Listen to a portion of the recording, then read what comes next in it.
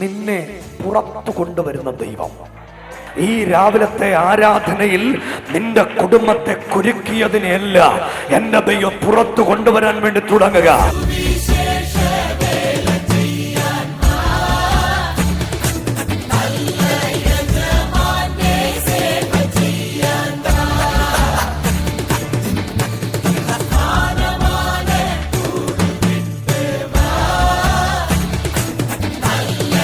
ബുധനാഴ്ച നമ്മുടെ meeting Erumeli rotary ക്ലബിൽ വെച്ച് നമ്മുടെ മീറ്റിംഗ് നടക്കുകയാണ്.